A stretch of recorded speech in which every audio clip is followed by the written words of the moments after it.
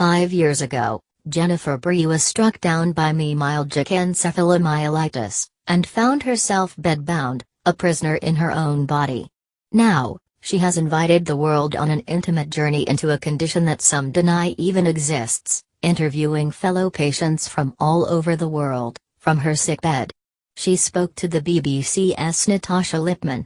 As the opening credits roll on the documentary, Unrest, we see filmmaker Jennifer Bree lying on the floor of her bedroom, eyes glazed over, as she stares apparently peacefully at the camera.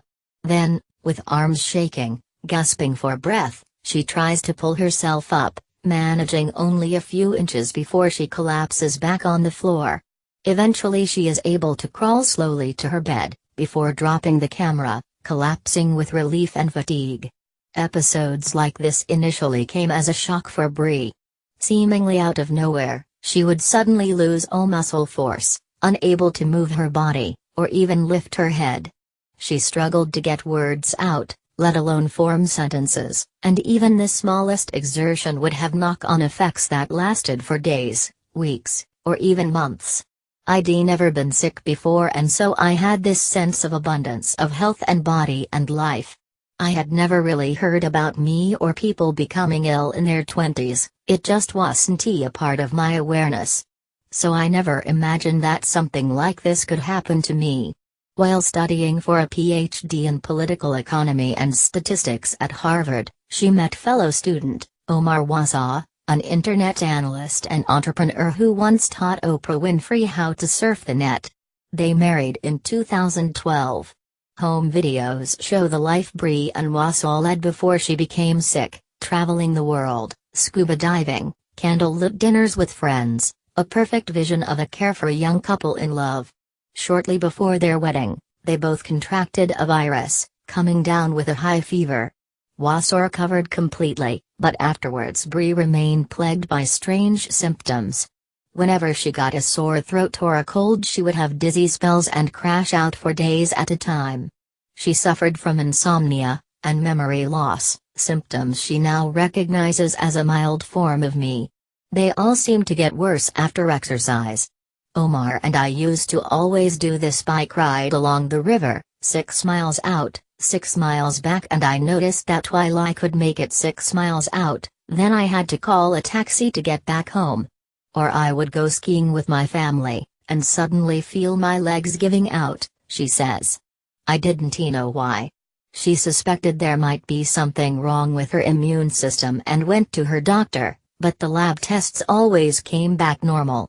I was told that either I wasn't really sick or that maybe I was just depressed or that it was all in my head, she says.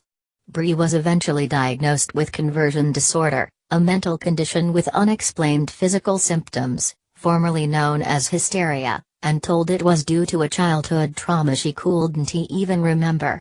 It wasn't until she showed doctors the disturbing footage of her symptoms from the video diary she'd been recording on her phone that she was finally taken seriously and sent for a battery of physical tests. I still had hope that I just had a rare disease, that if I could just get to the right specialist they would figure out what was wrong with me, says Bree. It turned out that what she had is actually very common, a condition that affects up to 17 million people worldwide, according to some estimates. Now her illness had a name, but she discovered that there was very little medical research into, much controversy over treatments, and no cure. That was something that I never imagined could happen. I always thought that medicine would be there to help me, says Bree. In some ways getting the diagnosis was a bit of a relief, but it also gave me this sense of, oh my gosh, what I have to deal with is actually much more complicated than I imagined. Me has always caused arguments. Bree's film shows clips of U.S. TV host Larry King calling it yuppie flu, and TV anchor Katie Couric describing it as a made-up condition. Patients are battling against this perception in both the medical community and society as a whole. It's not just about the disease itself, it's also about those layers of stigma and lack of understanding, says Bree. For nearly 2 years, she was too ill to get out of bed for more than 10 minutes a day. I spent a lot of time wondering, if I never leave this bedroom again, if I can't read, write or think, then who am I? What value does my life have? What purpose or meaning does it have to even keep existing, if I am living a life that is this limited? She describes me as a perfect prison, custom made for each sufferer. It doesn't matter what you once were, it removes your ability to exert yourself and be a part of the world. If you were an accountant, then you might find that you can no longer add and subtract. If you are a mother, you can't be there for your children the way you want. If you are an athlete or a teacher, that's impossible. Everything becomes impossible. In the documentary, we see the couple's private anguish as Bree wonders about their future as a family. I can't be someone's mum like this. I can't be someone's wife like this, she says, in tears. Wausau admits there have been times where he has found her condition incredibly difficult, particularly in the beginning. The person I'd fallen in love with was sort of fading before my eyes, he says. This wasn't lost on Bree, as the film explores her guilt. At one point she cries, "I am nothing. I can't give you anything." She explains, "I am the one that has been confined to this prison. He can choose to travel the world and do whatever he wants with the freedom of the body he has. Even though I didn't choose this, his life has been altered because of this thing that's happened to me. Fundamentally, what I get from our relationship is her company," says Wausau. The fact that her mind is as sharp and vibrant and interesting as it was when I first met her means that I still feel quite lucky.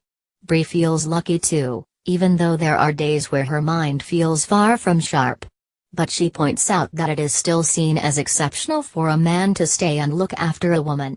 If he were sick and I had stayed to care for him, I don't think people would look at me as a hero, she says. By its nature, me is extremely isolating. Many sufferers are stuck in their beds, invisible to the outside world, and the medical establishment. As time went by, and she found herself in limbo, with limited treatment options, Bree realized she needed to come to terms with her new life, and find purpose and happiness. One of the main driving forces behind this change was discovering the online Me community, some members of which had been living in their beds for 5, 10, even 20 years. As she made friends with fellow patients, she decided to film their stories. With a little bit of creative thinking, video conferencing software and a tablet, she was able to interview and direct film crews from her bed, saving her the month-long recovery that a day of filming would usually necessitate. Her camera was wheeled into bedrooms across the world, into intimate spaces where few but the patient's family and carers had ever been, to film the reality of a disease that is usually hidden behind closed doors. The key symptom we share is that whenever we exert ourselves, physically or mentally, we pay hard, she says. But much of what Bree saw gave her hope for the future. I found that it is possible to live a life of meaning and purpose even if you're bedridden. It is possible to be a mother, and a very good mother, even if you're bedridden, she says. Meanwhile, the desperate situations she witnessed gave her a new sense of purpose. Once I started to realize just how many people had been living trapped in their homes or bedrooms and really marginalized by medicine and science, then I started to conceive of this as a social justice issue. It wasn't about me, it was about the fact that there were so many of us, and what could I do for all of us to try to start to make some progress. Physically, Bree has made some progress. She says she has benefited from drug therapies being trialed in the US, including antiviral drugs that were first developed for HIV, and a drug used to treat autoimmune conditions. From having been bedbound 99% of the time, she is now traveling around the world to talk about unrest. Making the film accessible to people who may be housebound has been important to Bree, and she has used video chat software to host online question and answer sessions with the audience. The response has been positive. What I've started to see happen is that patients feel like they can share their experiences, come out and be more public. She hopes it will unite patients and scientists in a search for answers. It's not until we have a consensus that not only is this disease real, but it is debilitating and has been neglected, that we are going to see the investment and research that we need, she says. Looking back now, Brie wishes she had listened to her own body more. I wish I had understood how much exertion was harming me. I think if I had completely rested right after my infection, I might have recovered. Those signals of pain or fatigue are your body trying to tell you something. I wish I had listened to myself. Jessica, who features in Jennifer Brie's documentary, was bedridden for 10 years with knee and osteoporosis. She was told that she'd never be on her feet again, but she made it her mission to walk to the altar on her wedding day. Photographs by Phil Coombs. Follow Natasha Lippman on Twitter. Join the conversation. Find us on Facebook, Instagram, Snapchat, and Twitter.